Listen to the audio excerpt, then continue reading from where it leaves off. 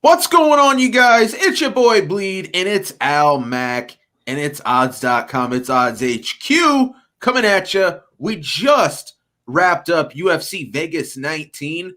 Oh my goodness. That's all I can say about that main event. I'm not going to talk about it just yet because we're going to save it. We're going to talk about every fight on this main card, and then we're going to go into some fights that we have in the future coming up here. Let me throw it to my man, Al Mac. Let's see how he's doing. Al, hit us with those trends after you tell us how you're doing on this not so late Saturday night. Yeah, it's nice to talk. It's just after midnight for once and not 3 a.m.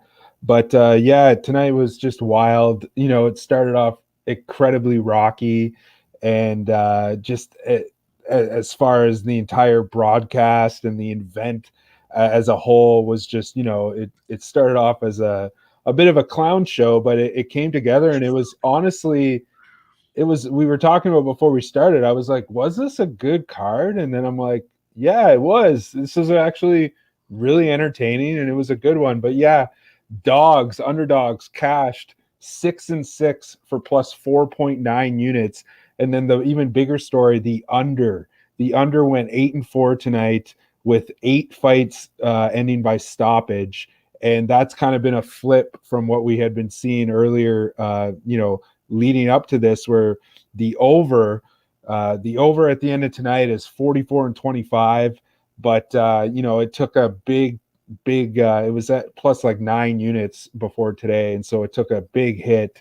So yeah, man, that being said, the under after tonight, 25-44 minus 17 units. So don't get too crazy on the unders just yet. But tonight was just wild. It was one of those just wild, wacky events that, people like us who watch these smaller cards, we get to enjoy stuff like this because, sometimes this is the best part of the product is these wacky events. UFC Vegas 19.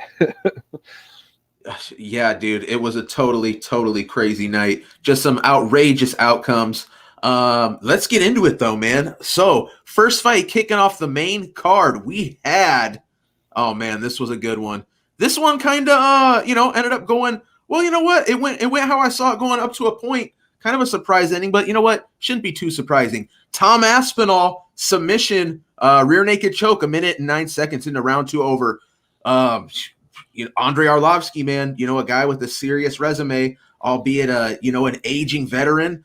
Man, Andre Arlovski, 42 years old. We'd be talking about him as the oldest man on the card if we didn't have Alexei Oleinik coming up in 2 fights. But Tom Aspinall, dude, just goes out here, puts just a real beating down on Andre Arlovski round 1. Looked like he had him hurt. Looked like, had him up against the fence, pretty much shelled up. Looked like the fight was about to be over. And I think it was Herb Dean. Correct me if I'm wrong. I can't remember, but I think it was Herb Dean was in there, was definitely watching, and Arlovski really wasn't intelligently defending himself. Aspinall starts to work the body, which honestly, strategically is pretty smart when a guy's covering up the head.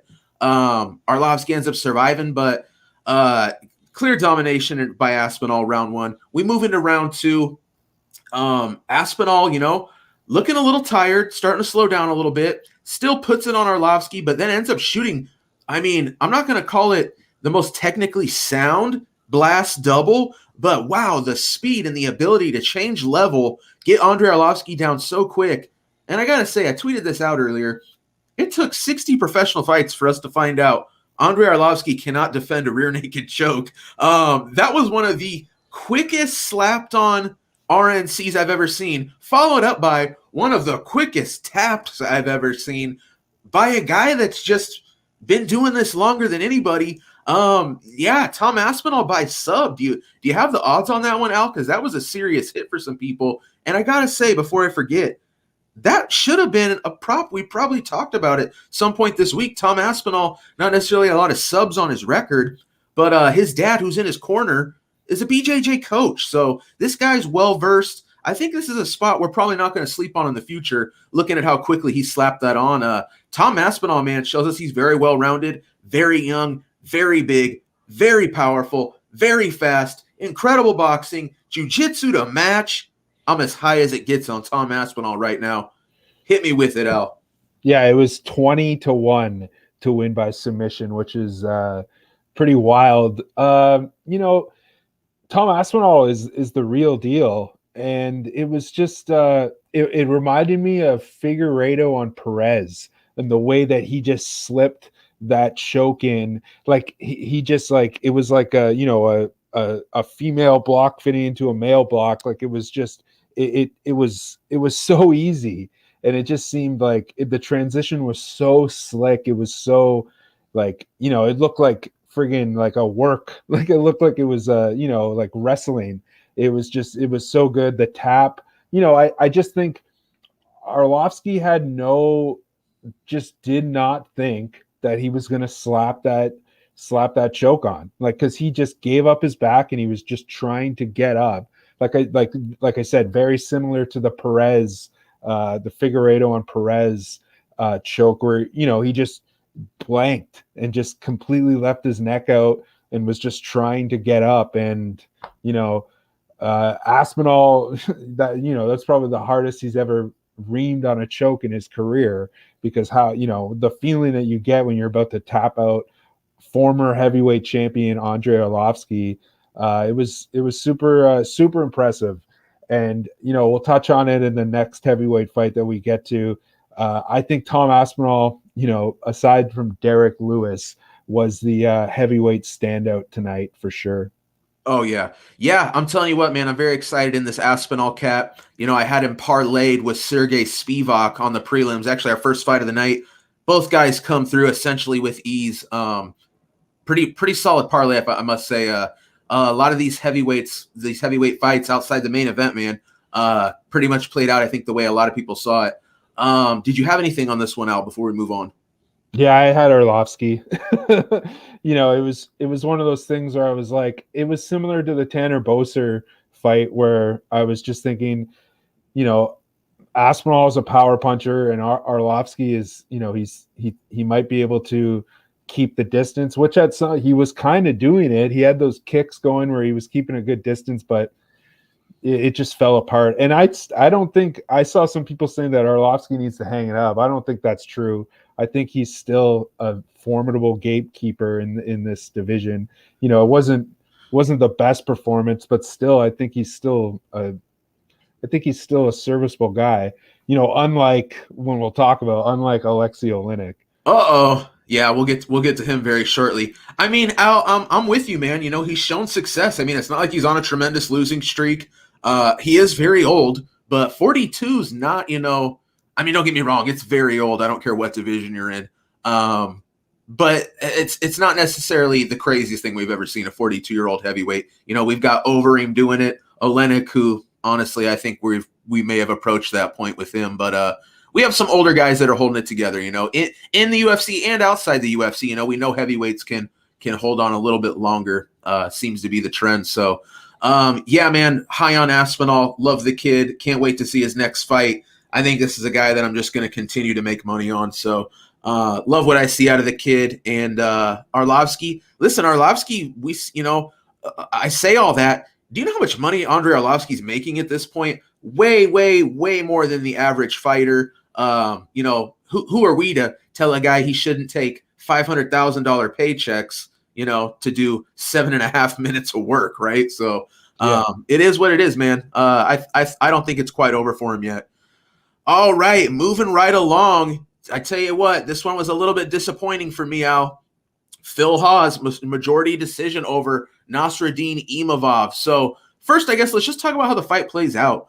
Phil Hawes, as was predicted by pretty much everyone in the world, just because that's the data we have, Phil Hawes looks really good round one, goes out there, I think clearly wins round one, lands some decent shots, has some really good wrestling, gets some takedowns, has some good top control. I think you absolutely give Phil Hawes round one. Round two, Phil Hawes comes out, and I will say this, man, Phil Hawes seemed to really have improved his gas tank and cardio, because I think most people, myself included, expected Phil Hawes to really fall off a cliff in this second round. And honestly, he kept a pretty solid pace even through the third round. But the second round plays out, Phil Hawes, I mean, definitely controlling, right? I mean, has less success with the takedown, has less top control, but does a lot of holding Nasruddin up against the fence.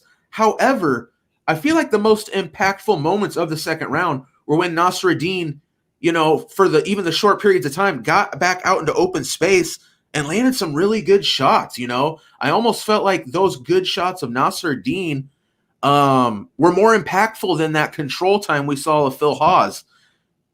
Going into the third round, I kind of felt the same way. Phil Hawes spends the majority of the round in the control position, essentially keeping Nasruddin up against the fence, but not really getting off any valuable offense. Whereas, yet again, Nasruddin, when he does find the space, is landing really good shots. At one point, hurts Phil Hawes. A couple times hurts Phil Hawes, where it looks like really, if he would just kind of jump on the guy, maintain space, and land those long strikes, he probably could have got Phil Hawes out of there. I felt like the referee was really looking at Phil Hawes thinking, wow, this guy could potentially be out on his feet right now. Nasruddin, closes distance, kind of re-engages into some like dirty boxing, against the cage grappling. Absolute mental mistake. I hammered all week that I thought the move was Nasruddin Imavov after round one. I bet it, man. I took the shot. I expected Phil Hawes to slow down a little bit more than he did, but I expected Nasruddin to fight a better fight. I ended up getting Nasruddin at a plus 320 after round one, so I was absolutely in love with the number. Nonetheless, man, we go to the scorecards. Phil Hawes wins the fight, majority decision, 29-28. I don't necessarily disagree with the scoring. I understand 29-28 Phil Hawes. I could see a 29-28 Nasruddin Imavov scorecard as well. I looked at the media members. Most media scored it for Phil Hawes, and that this isn't necessarily that interesting just looking at this fight. But when you look at how this fight played out compared to the co-main event that had a very similar vibe where one fighter controlled while the other kind of got off the better action, it is an interesting outcome. And we didn't see a lot of continuity. We had two different outcomes with kind of the same kind of fight. So I do question that a little bit, but we do have different sets of judges for every fight. So it is what it is, man. Phil Hawes shows improved cardio, improved gas tank, beats Nasruddin Imavov. Pretty impressive win, man. What'd you think on this one, Al? Yeah, this was one of those fights. I had Hawes on the money line. Well, let's back up. I was going to bet Hawes inside the distance, and then, just handicapping 101, you could have got Phil Hawes at like a minus 120, and then the under was like under 1.5 was like plus 115. So it was one of those ones where I was like, let's just bet Hawes and the under, two separate bets. And I'm glad that I did that because I think a lot of people were on the under in this fight, and fight goes the distance. Yes, cashed at plus 225. So, I mean, the market was not expecting this fight to go to the distance. Hawes by decision was plus 725. So, yeah. I mean, which is weird because when you have such a huge favorite, you don't think that the by decision prop is going to be at plus 700. But yeah, you bring up a really interesting point. I didn't think about it until right now. And it's one of those things that I've harped on for a really long time about consistency in the judging. And yeah, you make a good point that. Right. And I mean, let's just cut to the chase, right? If Kunitskaya won, how did Imavov not also win? That's the real question, right? Because Hawes controlled essentially entirely the fight. Imavov has the bigger moments. Ketlen Vieira essentially controls that entire fight. Yana Kunitskaya has the bigger moments. You know what I mean? So that's where the parallel is, yet we come out with two totally different outcomes. So it is what it is. Every fight's in a vacuum, right? So it's a little unfair to compare fights. And they were different fights. One played out more on the ground, but there were some parallels there. But we'll talk about that fight. We'll talk about the co-main event here. Is there anything you want to say about this one, Al, before we move on? No, this is one of those fights where both guys win or lose. I don't really take away anything from the stock of Nasruddin Imavov. Yep. I'm with you, Al. I don't know what we gain, and I don't know really what we lose coming out of this fight. Both guys, I think we err on the side of caution moving forward. But I will say this: Phil Hawes can take a shot. and now he almost had, like I talked about last week, he has that Kamaru Usman style of he's rocked and he's almost out, but he's got really good balance, right? Like he has that. I love it. Can we show us the Kamaru? There it is. He's out, but he's just got, I don't know what it is. It just seemed like, like you said, if Imavov pushed him a little bit, he went in on him there. But Phil Haas is so dangerous that it's almost impossible to do, right? But yeah, I felt like Haas, and he even said in the post fight that it was something like when he was when he was not as inexperienced of a fighter, he would have dropped. But now he was saying that he took that shot and he knows how to take shots. Right. Here's what I think we take away. Here's my two main bulletin points. We have to question the fight IQ of Nasruddin Imavov. He still looked very green. Honestly, made a couple mistakes when I think he had this fight kind of in his hands and let it go. And then the other side, Phil Haas, we now know he's not just a one-round fighter, to go out there and grapple, to have a wrestle-heavy game plan, which, Phil Haas is a wrestler, right? Iowa Central, Iowa State.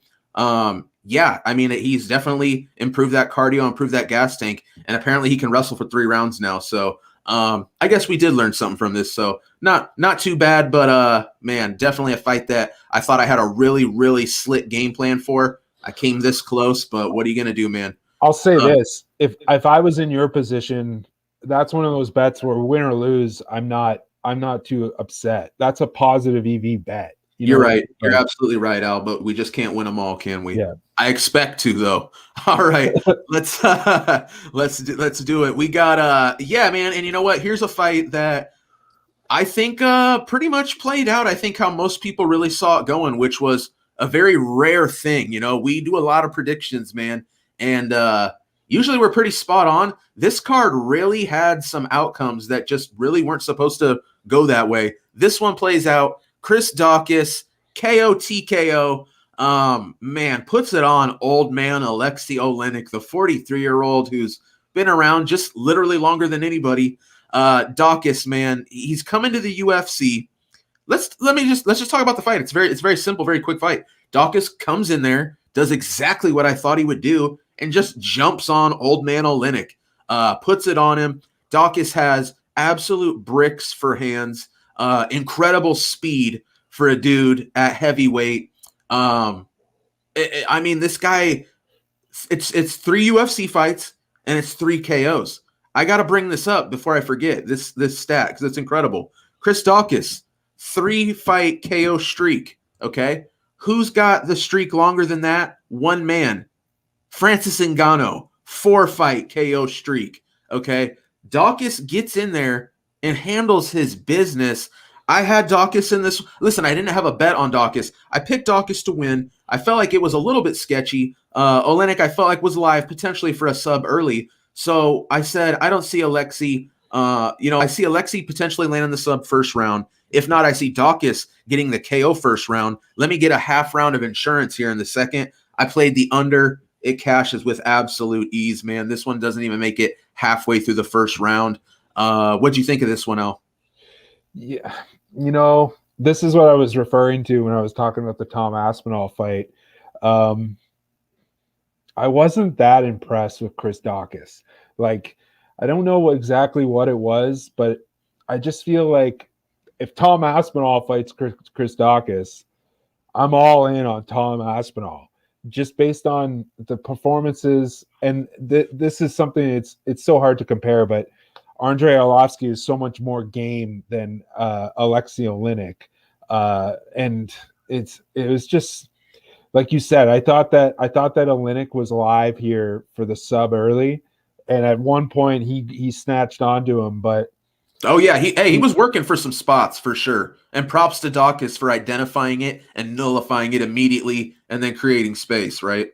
Yeah, and this is one of those fights where I had a small piece of the over at plus money, and you could just tell, Oleinik. I don't know, Alexei Oleinik should not be in the UFC, and I don't think that his career in MMA is over. He's sitting at 59 MMA wins, so you'd like to see him get to 60 and then hang it up. But I don't think that 60 is going to happen. You'd like to see him get to 60. That's a good square number.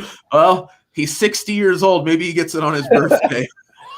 Yeah, so we might see Alexei Oleinik in I don't even know. Bellator is not picking up Alexei Oleinik.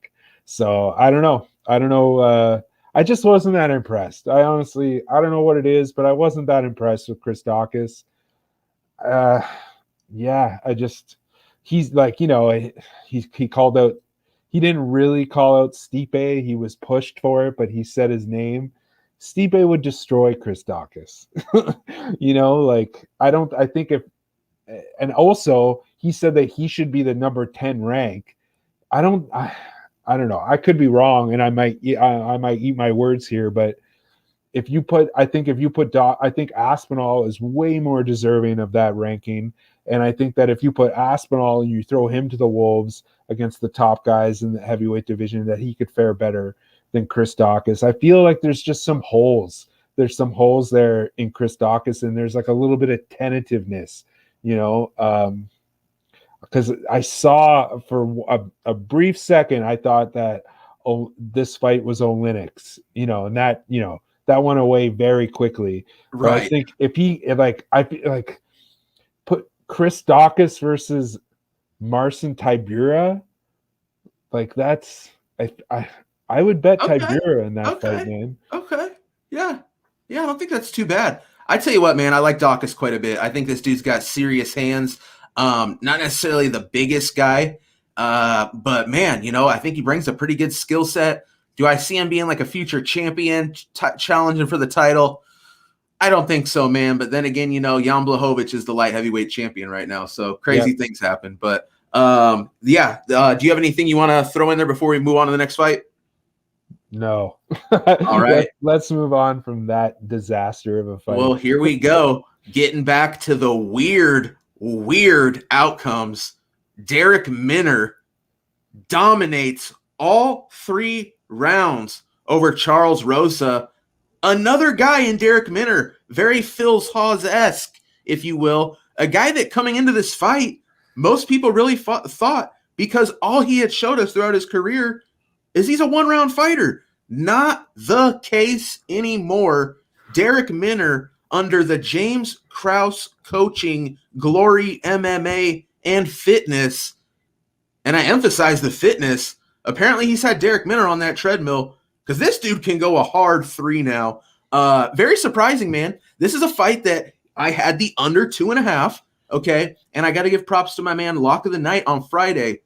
What did he say? It was now don't exactly quote me on this, but I'm telling you, these numbers are not too far off.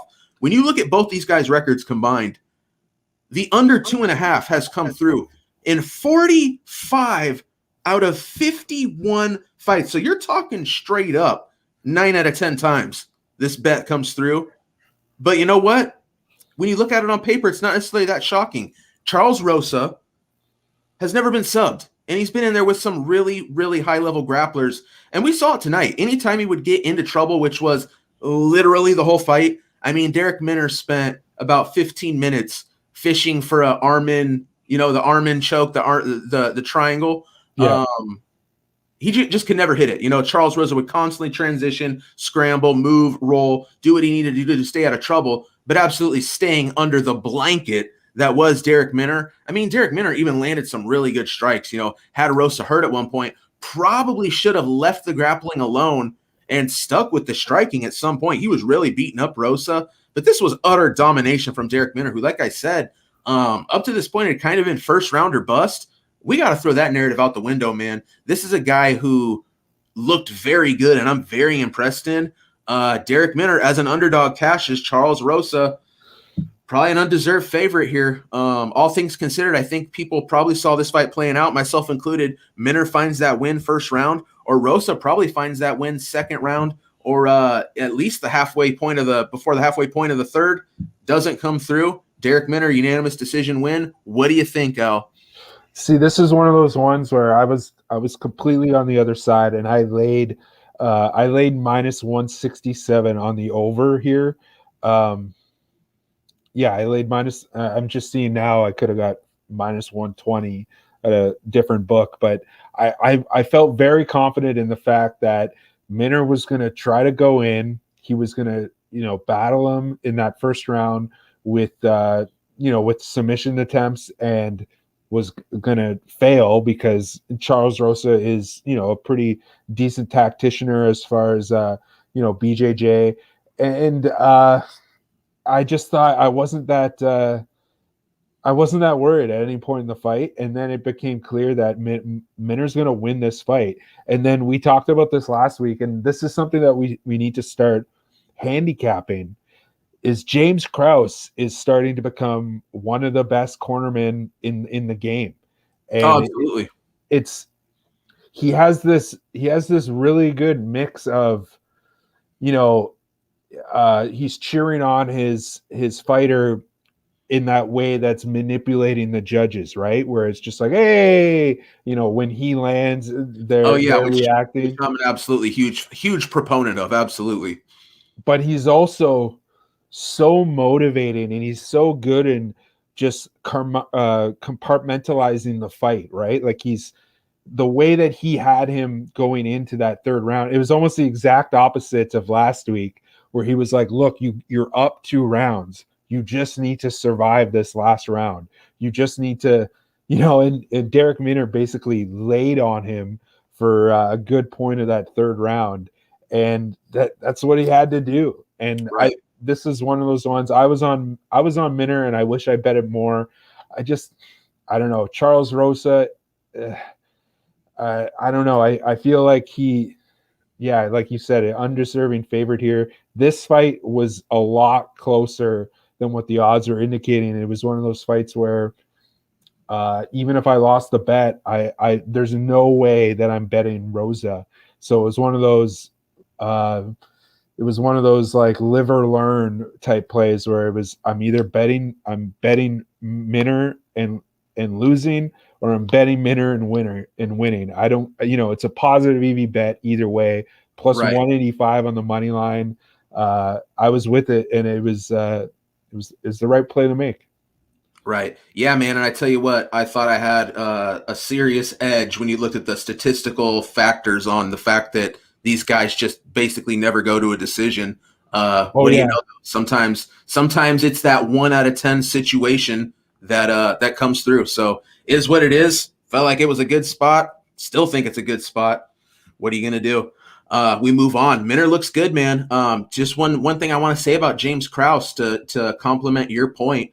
I feel like this is a guy, James Krause, when a fighter comes to him, he's open and honest enough and has the ability and the skill set to look at some of these glaring holes, some of these absolute issues these guys show up with. And Derek Minner, it's written on the wall. The guy's a 1-round fighter. What does Krause do? Turns this guy into a guy that can go out there and produce a solid 3 rounds for really about the first time in his career. So we got to drop the narrative. We got to move forward. Derek Minner looks to be a big, strong, excellent grappler, and even showed us he can crack like a mofo. Landed some great strikes on Rosa.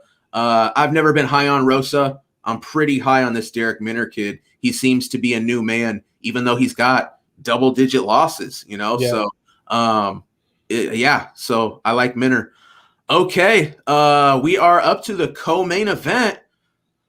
A real interesting one, man. We got some stuff to talk about here for sure. Yana Kunitskaya, unanimous decision win over Ketlen Vieira. Yeah, so I had no action on this fight. No bet whatsoever, not in a Hail Mary, nothing. I didn't have anything on this. Earlier in the week I picked Ketlen Vieira to win, but I felt like she was tremendously steamed even at that point, all things considered. Then we have a horrendous weight cut where she misses weight, looks bad on the scales yesterday. Now I'm even more fearful of the Ketlen Vieira side, right? As a matter of fact, it just came to the point where I said, from a betting standpoint, this is as dog or pass as it gets. And congratulations to anybody who backed that healthy, delicious number that you got on Yana Kunitskaya. I'm gonna say a pretty good performance from Yana. I mean, we still saw a lot of the same problems we know she has. Very bad takedown defense, was taken down essentially at will. Every time Ketlen Vieira fought to get the fight to the ground, it got there.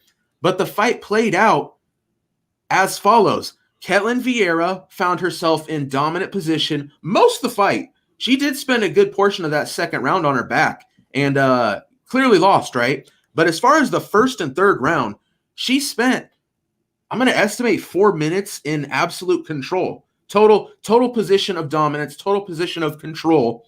But it was the lack of output. Whereas Yana Kunitskaya, even in essentially the losing position, is landing, is working, is at least getting some offense off. But also, there were moments where Kunitskaya, when she would reverse position, landed some very good shots. And I got to say, I really do believe this fight came down to the last 10 seconds of that third round. I think Ketlen probably wins that third round based off control until she allows Kunitskaya to reverse position, end up in half guard, and land down some devastating elbows. I mean, one of which really cut Ketlen Vieira open, and I think that seals the victory. But here's the thing I got to say. Even regardless of all that, when you look at the numbers, you look at the statistics, it is just night and day. Yana Kunitskaya has tremendous output. Ketlen Vieira, almost nothing. But at the same time, it felt like a very close fight. I was surprised to see unanimous Kunitskaya. I could see definitely, I could see an argument for Ketlen Vieira winning the fight, honestly, based off of how this sport has traditionally been scored, where position means a lot and offense in the least dominant position really doesn't register as much. Things are changing in this sport. Yana Kunitskaya catches a big underdog. Al, let me hear what you think here.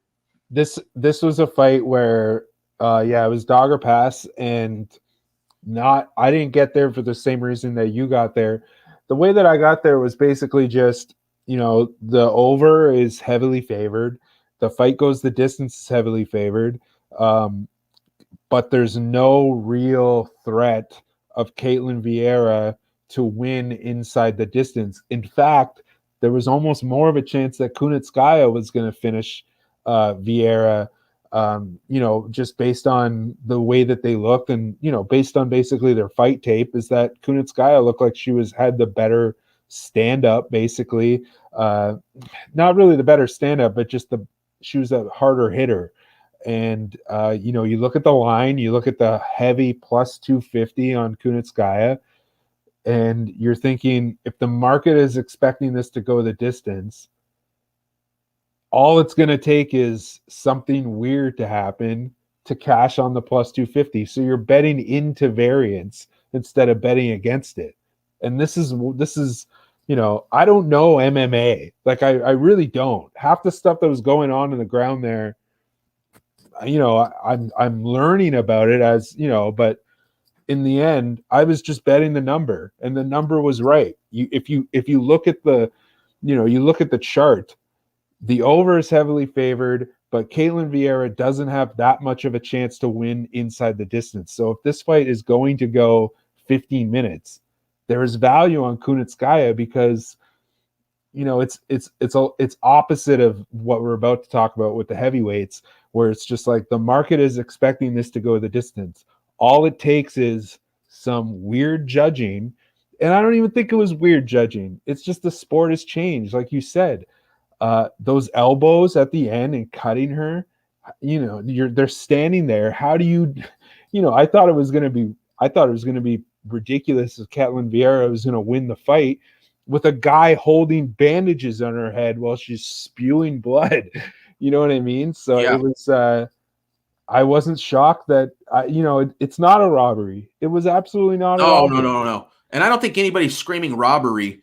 I mean, but I do agree with you that, if they called Ketlen Vieira's name there, I wouldn't have been shocked. Right. It was just like, how do you give the fight to her? She's completely destroyed. You know what I mean? Like, and from a numbers standpoint, it's just, Ketlen Vieira would have won that fight on 1/5 of the output of Kunitskaya, right? Like, I mean, but we've seen it. We've seen a lot of fights where output doesn't matter. The judges give it to the less busy fighter. Like, literally Tanner Bose or Andre Arlovsky. Now the gap wasn't as tremendous, but that's a fight as of recent where one guy just way outputted the other guy, but the judges saw it the other way. So, I mean, I have absolutely no problem with Kunitskaya getting that win. I'm going to say this, Al, for sure, and I pretty much felt this way. If you are a value bettor,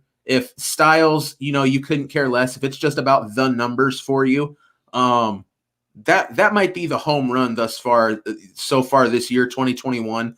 Kunitskaya at plus 250, man, that's not right under any circumstance. Then you add in the fact that Ketlen Vieira misses weight, like it's just too much. And I hey, listen, of course, hindsight's 2020. I would have loved to have had a bet on the plus 250, but this is a fight that I felt like Ketlen could still miss weight, go out there, win a close decision, and I'd be glad that I didn't. Is what it is, though, man. Congrats to the people that took Kunitskaya, though. Absolute great bet. Is there anything you want to talk about on this co-main before we get to this main event? No, I was just going to say another fight similar to what you were saying is John Jones, Dominic Reyes, right? Right. Reyes was just, even Thiago Santos, John Jones, actually, where the output, the judges are almost, it's different though, because that's striking. It is just so hard to gauge, but yeah, that fight, it was just, and to be honest, that fight wasn't that entertaining. Like, it was almost the least entertaining fight on the card. It wasn't a great fight from an entertaining standpoint. Definitely a lot of Ketlen Vieira holding Kunitskaya while Kunitskaya threw awkward punches from a very weird position where usually that doesn't mean much, but meant enough to the judges. Yeah. So I guess let's move on, man. It was a crazy fight. All right, so here we go. The main event. Oh my goodness. Let's just cut right before we even talk about how the fight plays out. Let's cut right to the chase. My man Derrick Lewis, 1 minute, 26 seconds into the second round, hits Curtis Blaydes on the chin with an uppercut as he attempts to change level for the takedown. He's already gone, right? His folded over, stiffened body hits the ground, and then Derrick Lewis double coup de grace, my man, 2 times in the chin, so hard, so powerful. Okay, Curtis Blaydes, his soul left his body. He ascended to heaven. He climbed Mount Gibraltar. He approached the gates of heaven, and St. Peter said, "Stop, Curtis. It's not your time." His soul then, at the speed of light, re-entered his body, where he began moaning as he returned from the upside down. I'm assuming Curtis Blaydes is going to have to relearn how to talk, relearn how to walk, and I hope someday he returns to the octagon. Al, that KO was as vicious of a KO as I think I've ever seen, and I am worried about the health of Curtis Blaydes. I'm worried about the next time Curtis Blaydes attempts to shoot a double leg in training in a fight where he's not going to have some sort of emotional flashback and go into a fetal position and begin rocking back and forth. I mean, this caught me. Listen, it didn't catch me too off guard, right? We know in a Derrick Lewis fight, and I'll put it like this. I said it to you earlier. I'll say it right now because I truly believe this.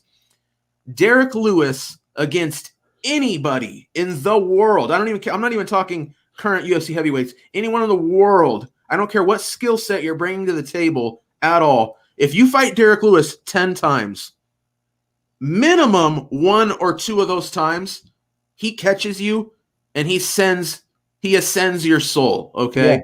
Yeah. We saw it tonight. I mean, up until the KO, Curtis Blaydes won every moment of this fight. Curtis Blaydes goes out there and outstrikes Derrick Lewis in the first round. Lands some very good shots. Has Derrick Lewis kind of slipping, kind of like really wide in the stance, catching him really off balance. Honestly, some really good stuff from Curtis Blaydes. Here's the problem, bro. Curtis Blaydes, to go out there and stand with Derrick Lewis is the worst idea a man's ever had. That's not the game. When you're Curtis Blaydes, who's improved his striking, who showed us a knockout win over Junior Dos Santos, a very high-level boxer, you don't go out there and test Derrick Lewis's ability to knock you out. You get in. Striking is only used to close the distance, get on the hips of Derrick Lewis, and dump this dude to the ground. Curtis Blaydes, I'm sorry. You attempted 1.5, 2 max takedowns in this fight. That ain't enough, dude. You went out there and played the Black Beast game, and what do you know? You ended up adding your name to the list of the most KOs in UFC history. The king, the knockout king, Derrick Lewis, the underdog, the biggest underdog to cash in a main event in 5 years. Take it away, Almac. Yeah, it was similar. It was similar to the it was slightly similar to the McGregor-Poirier fight, where I felt like, Poirier was kind of losing that fight up until he was winning it. That you can argue that, but this was one of those things where Blaydes was winning this fight right up until he shot for that takedown against the cage, and Lewis defended it pretty well, and then they kind of just like stepped off the cage, and they both set again, and then he went in for the takedown, and Lewis read it. That was what it was, right? He got the takedown timing. Yep. And he didn't even need to throw because Blaydes was coming full on into the punch. And I completely agree with you. And this is why you don't bet minus 400 favorites in the UFC heavyweight division between two men who are ranked in the top 5 in the world. Okay? Because just like you said, give Derrick Lewis 10 shots at Stipe, he's going to knock him out probably 3 times in those 10 fights. I would probably agree. Anybody, the greatest MMA fighter on earth at the heavyweight division of all time, Sakuraba, whoever. Put him in you go Sakuraba. I love it. I was just trying to think, I love it. No, but I totally agree with you, man. And and listen, now you had a bet on Derrick Lewis, right? Yeah. Wow. I gotta applaud you. That was a good one, man. I had Blaydes inside the distance, and I think a lot of people did. I know a lot of people did. Very, very, very popular play this week, I think. But man, it just goes to show you, these heavyweights, all it takes is one. I will say this. I posed this question earlier. Greatest uppercut KO in UFC history?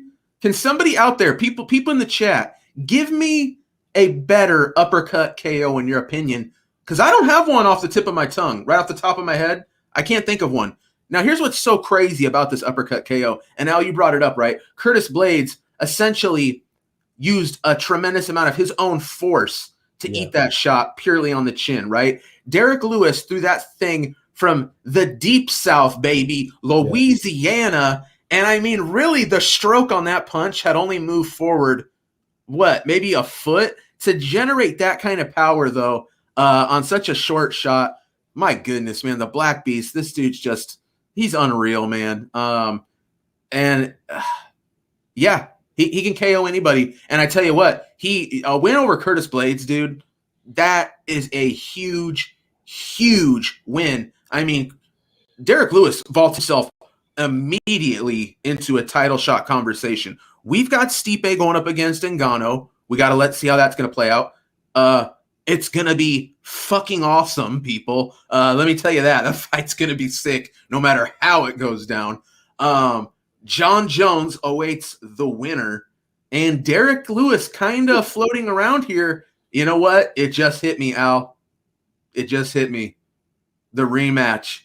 Yeah. Volkov Lewis. We run it back again. Volkov won 99% of that fight the first time they fought, but Derrick Lewis, Curtis Bladesed him and lost the whole fight right up until he won. I say we run that one back. Get both these guys just fought. It's a perfect rematch. Yeah. Let's see if that was that roll of the dice, that 1-10, that 2-10, or if Derrick Lewis is an improved man and can find that shot sooner. I think that's the matchup to go with, man. I love it. What do you think? Yeah, you know what? You pretty much convinced me there. And it's one of those things where Derrick Lewis is the type of guy where he doesn't care, right? He said himself, it's not like I'm going to try to go for a title shot. Like, you know what I mean? I've never seen somebody so reluctant to take a title shot in the division where he is so deserving. Even when he got the title shot against DC, in the lead up, he was just like, it doesn't make sense for me to fight for the title. I'm obviously going to lose. You know what I mean? Like he's just so perfect. And he called out John Jones. Like I would pay double the pay-per-view price to see Derrick Lewis versus John Jones. Like, come on. Like that's an incredible fight. Just from, you know, John Jones stepping in at heavyweight to fight Derrick Lewis, like that's, and then even if it's one of those things where if Ngannou wins the belt, and it's so strange because when they fought, it was the worst fight ever, right? Like I can't even believe that those two men fought, and Lewis won, correct? Yeah, Lewis won that fight. Lewis won. I bet on Lewis in that spot as an underdog. I somehow, you know what? That was a bet. I felt like Ngannou was going to have an element of shell shock coming off the Stipe loss. I called that one pretty spot on. Now, don't get me wrong. Crazy boring fight. Could have gone either way. It was so much inactivity. But either way, man, I cashed big on Lewis on that one as a big underdog. So, yeah. What do you think, Al? Do you have anything you want to throw on this main event before we talk about? I mean, I guess what's next for Curtis Blaydes, man? Years of rehab and hopefully some stem cells injected into his brain stem. I'm worried about this guy, dude. That's a ferocious KO. I can't remember the last. Actually, I do remember the last time a guy was in that half unconscious, half awake, laying there moaning, making noises of a man who suffered a gunshot similar to John F. Kennedy. And it was Mac Danzig on a bad KO that he took to Melvin Gillard way back in the day, where, you know, these guys wake up in like a scared, moaning state. Real scary stuff, dude. Yeah. So, what do you think, Al? Should we move on to some of these upcoming fights we got here in the future? Just to circle back, I would say that one Justin Gaethje over James Vick. That was a pretty wild uppercut, right? That was a really good one. Yeah, and somebody said in the chat, what was it? Mark Hunt when he knocked out Roy Nelson. That was pretty epic too. So we've had some good ones for sure. I just wanted to say pretty much the funniest moment of the night was when Lewis won the fight, and I think that Blaydes' corner was yelling at him for the extra shots, and Derrick Lewis is like, it's Herb Dean's fault. Yeah. And that was just, you know, it was beautiful. And yeah, Derrick Lewis 16-5 in his UFC career. If you've bet on Derrick Lewis on the money line in over the past 7 years of his UFC career, you're up over $1,137 just on the money line. So yeah, man, you can't betting. It was just a no-brainer. Listen, betting against Derrick Lewis is a nightmare, win or lose, because there's always that you're just rolling the dice. You're rolling the dice. I mean, there's no safe bet against Derrick Lewis. He's live to take anybody's soul, truly. All right, Al, what do you have on the agenda? What should we get into first here, looking ahead? Yeah, just so let's talk about UFC 259 that's coming up 2 weeks from now, and Israel Adesanya, Jan Blachowicz. Peter Yan, Aljamain Sterling, Amanda Nunes, Megan Anderson. And I tweeted out this earlier. If you take away all of those fights, the remaining bulk of this card, besides those 3 title fights, is a pay-per-view. You know what I mean? We're seeing Askar Askarov versus Joey Benavidez, Casey Kenny versus Dominic Cruz, Thiago Santos versus Alexander Rakic. It's unbelievable, this card. I didn't say it last week. I tweeted it, but I'll say it now on the show. This might be the best UFC card ever. Like at the level that the UFC is at now, this might break all of it. This might be Khabib McGregor. You know, this is, I think this is it. And this is such a good card for betting. And I'll say this, Askar Askarov is going to beat Joey Benavidez, and you're getting minus 115 on Askar Askarov. I've made that bet. I'm heavily in on Askar Askarov. And then Casey Kenny against Dominic Cruz. I just don't see how Dominic Cruz deserves to be.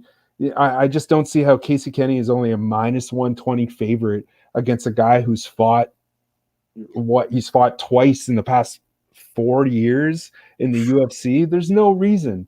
And besides that, we'll get into what I think about Israel Adesanya and Jan Blachowicz, and then Megan Anderson and Amanda Nunes.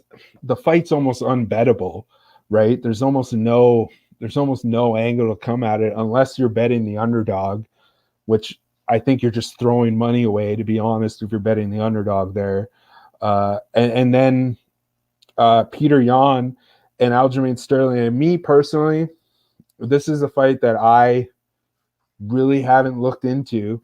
You know, I'm super hyped for it, but as far as like from a betting perspective, I just haven't looked into it. So what do you think about this fight?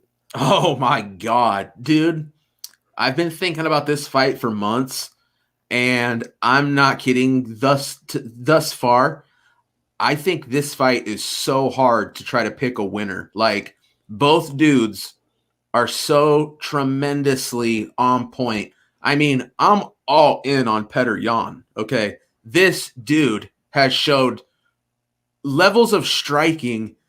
I mean, he's just got some nuances. He's got some tricks up his sleeve. He basically every fight shows me a thing or two that I've just never seen before. You know, some of the angles he uses, some of the feints he'll use. I mean, this is a guy who will follow up a head kick, will half feint a head kick to follow over the top with the same side hand. Like, I mean, he outright hits guys with stuff that, I mean, he's the champion, right? So he's fighting, everyone he's fighting is at a champion or challenger level, right? He only fights the best of the best. And he's hitting these guys with stuff they've just never seen before, they've never trained before. I truly think he's on another level. But at the same time, Aljamain Sterling, a guy who's only taken, some losses, a couple losses in his career, albeit slightly disappointing losses. I think this is a kid who was really, really hyped up really early on in his career. And here we are years later, he's finally getting, to that point that a lot of people thought he would get to. And while it's taken some twists and some turns, here he is knocking on the door, of the 135-pound championship. And this kid's grappling to go out there, take down Corey Sandhagen, and take out a guy. I mean, look at what Corey Sandhagen has done to literally everyone except Aljamain Sterling for him to take him out with such ease. I mean, he made Corey Sandhagen look like he didn't deserve to be in there with him. So I think it really comes down to, is Aljamain Sterling going to be able to use the wrestling and get Petr Yan on his back and, use a heavy top game and be able to transition to the back to look for the RNC or just to find a sub in general? Man, I really don't know, because Petr Yan, a Russian. We got to start there, right? I mean, wrestling's just part of the culture. You're gonna have a hard time finding a Russian who can't wrestle, right? But Petr Yan's also just showed some really slick stuff in the grappling. I immediately think of that really weird trip throw takedown he hit on Jose Aldo when they were up against the fence. I just think, Petr Yan's going to be prepared, but man, I don't know how I lean. I think I lean ever so slightly Petr Yan, but Al, do you have the betting odds brought up? What are the current odds on that fight? One moment. I believe off the top of my head it's a pick'em, but let me just confirm here. And I wouldn't be surprised, man. I would not be surprised at all, because I think I lean Yan right now as it stands ever so slightly. It's been a long time since we've seen Sterling falter, but Petr Yan's only lost one fight in his career, and I mean that fight in itself kind of has an asterisk. Go back and watch that fight. He may have won it. And not only that, the guy he did lose that fight to is now in Bellator, and he's absolutely just tearing it up over there. So I'm going to have a tough time getting off Petr Yan. Sorry, Al. I know you're trying to tell me the odds. No worries. I think it opened at a pick'em, and it's now Yan is taking money -135 to Sterling +125. And I got to agree with you. And I think that I kind of see it. I see it differently. Like I got to this just off the top of my head while you were talking about it.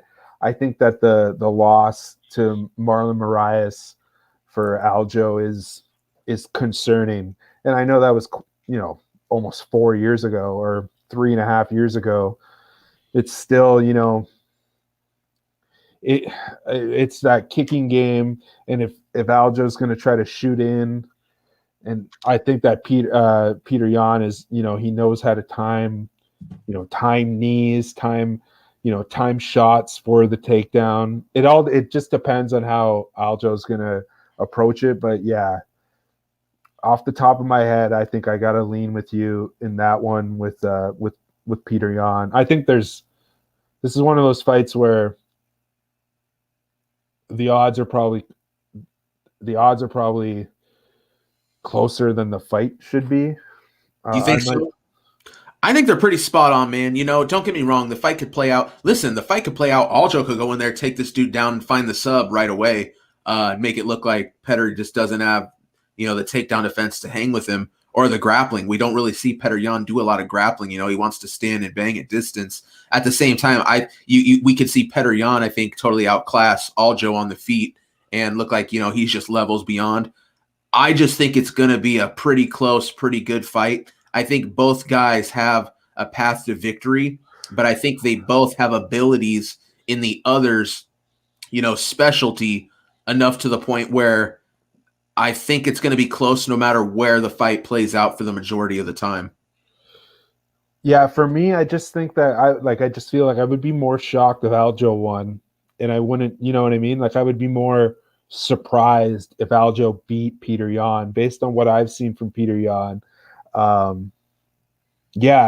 think based on, off the top of my head, probability wise, I think there's value on Yan at that price. Obviously you would have liked to have gotten him at the opening number, but I still think that I could see this line depending on how the public in the lead up to the fight, I could see this closing like -175 for Petr. Really?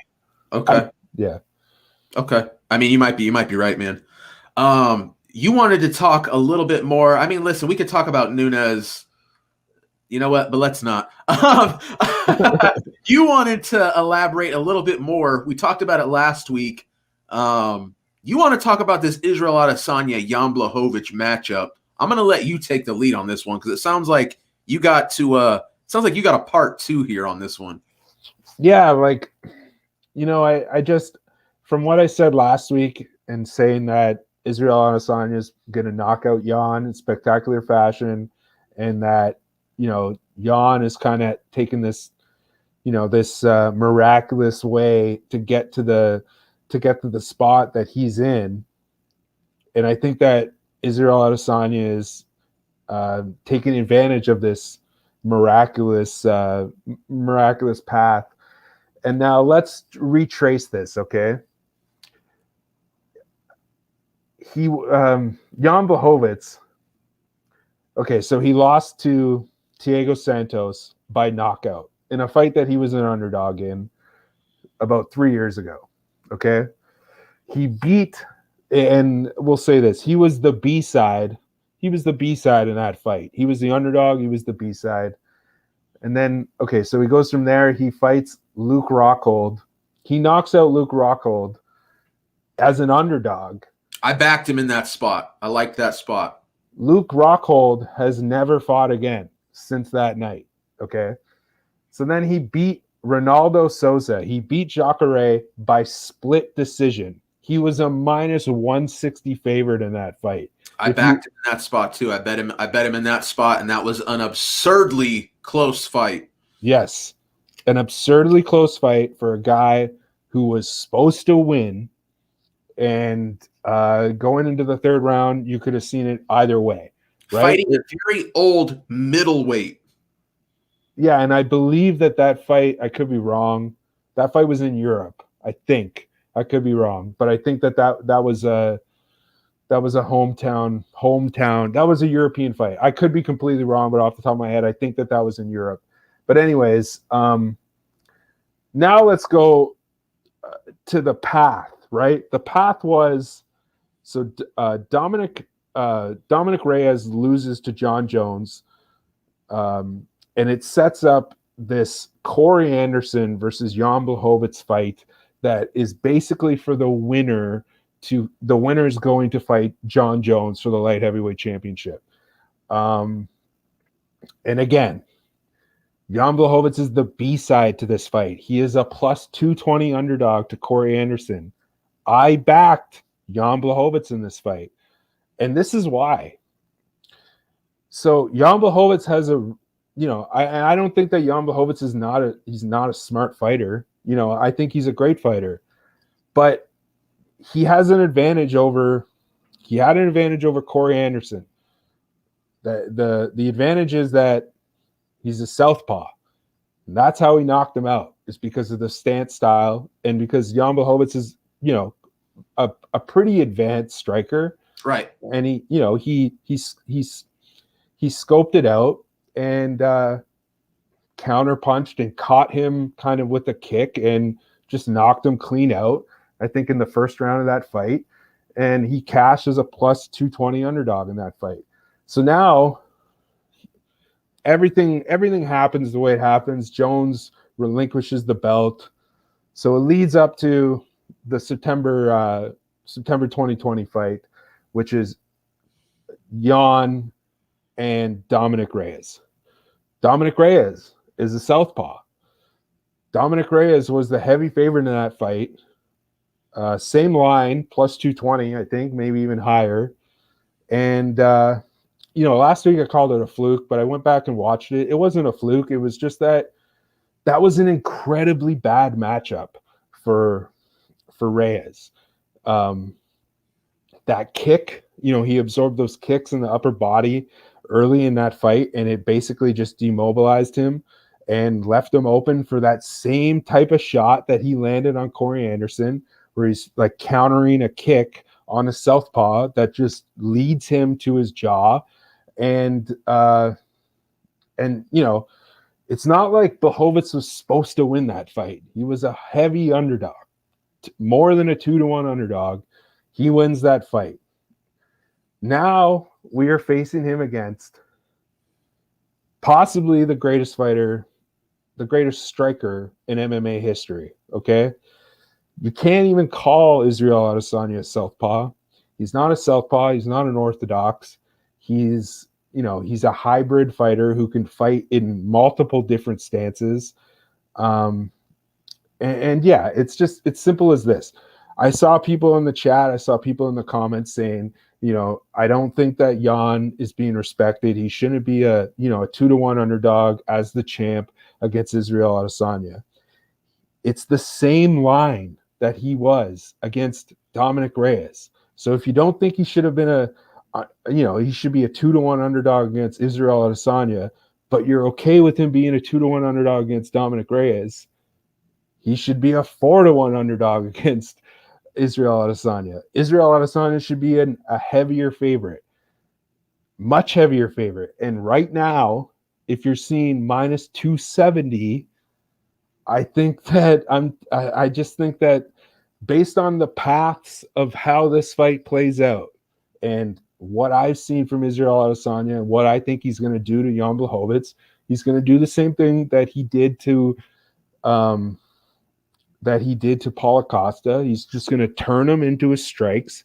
He's going to leg kick him. He's going to frustrate him and make him try to come in the same way that Whitaker did, where he's going to come in and Izzy's just going to knock him out in the same type of fashion that he did with Whitaker, where it's going to be a counter punch where he's going to use Behovetz's own momentum to knock him out. And I think that going back to what I said last week, Izzy wouldn't be stepping up right now.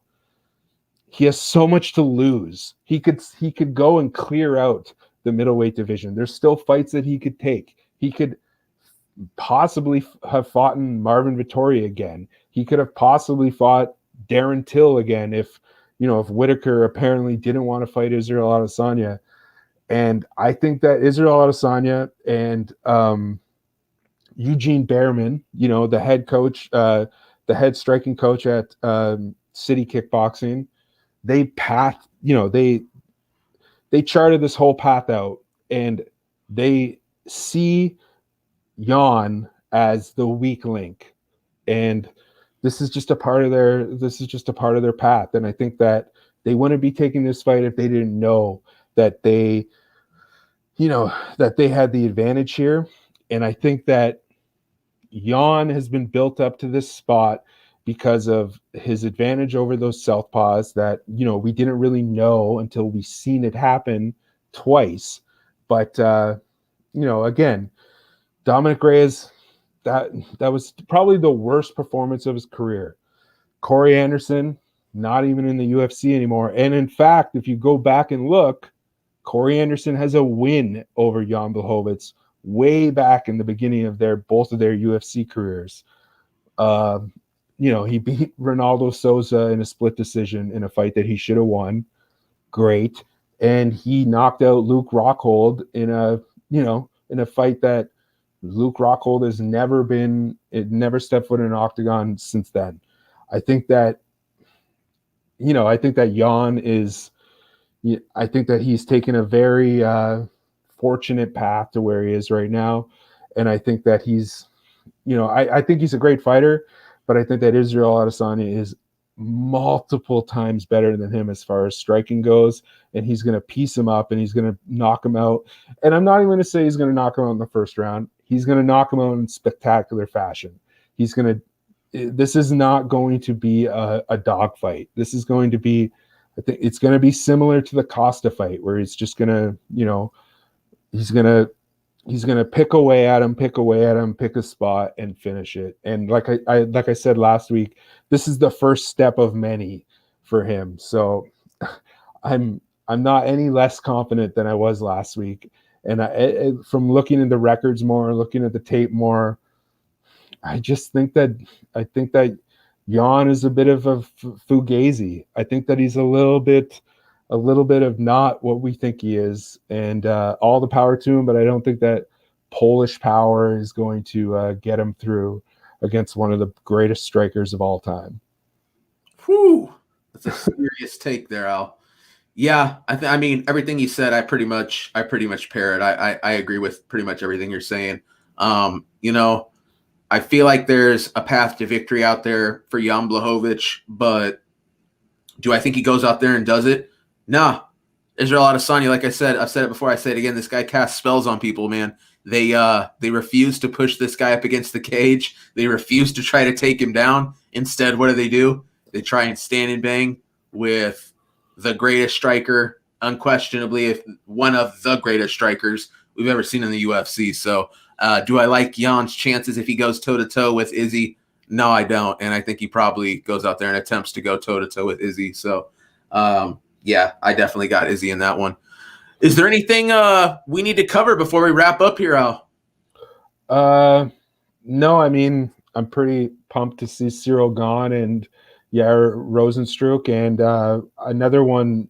We're gonna hopefully finally get to see Pedro Munez and Jimmy Rivera next week.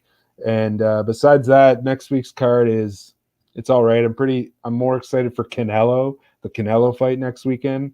Well, I wouldn't say I'm more excited, but I have more anticipation, like more of what's going to happen. So, I feel like it's fight week already for UFC 259, and I felt like that for the past like 3 weeks. I feel like how it used to be, where there wasn't a UFC fight every single weekend, where I'm just looking ahead to UFC 259. All of this, these UFC Vegas 19 and 20 have just been extra, but like we're looking ahead to UFC 259 because it's going to be insane. It's going to be so fun. And that's going to be one of those ones where we're probably going to be on here at 4 a.m.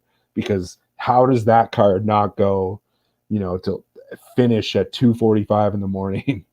Yeah, no, you're probably right, Al.